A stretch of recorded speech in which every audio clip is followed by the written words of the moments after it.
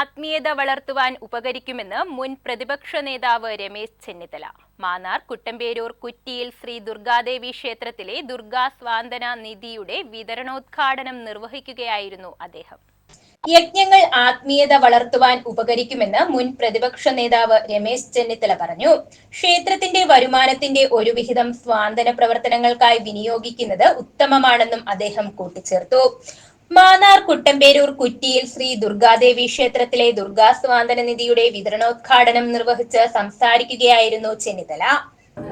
ഈ പരിപാടി തീരുന്നതിന് മുമ്പേ ഇവിടെ വന്നു ചേരണം എന്നുള്ള ആഗ്രഹം എനിക്കുണ്ടായതുകൊണ്ടാണ് ഇപ്പോൾ എത്തിയത്. കഴിഞ്ഞ 12 വർഷവും മുടങ്ങാതെ 12 വർഷവും ഞാനിവിടെ വന്നു ചേർന്നിട്ടുണ്ട്. അമ്മയുടെ ഭഗവതിയുടെ അനുഗ്രഹത്തോടെ ഇനിയും ഇവിടെ വരാനുള്ള അവസരം ഉണ്ടാകട്ടെ എന്ന് പ്രാർത്ഥിച്ചുകൊണ്ട് ഈ ശ്രീ ദുർഗാദേവി ക്ഷേത്രം മാന്നാർ മന്മഥൻ, CO വിശ്വനാഥൻ, K നാരായണക്കുറുപ്പ്, ഗോപാലകൃഷ്ണൻ നായർ, രഘുനാഥൻ നായർ, പാർത്ഥസാരഥി, മദനരാജൻ, ലീലാഭായി, ദിവാകരൻ തുടങ്ങിയവർ പങ്കെടുത്തു.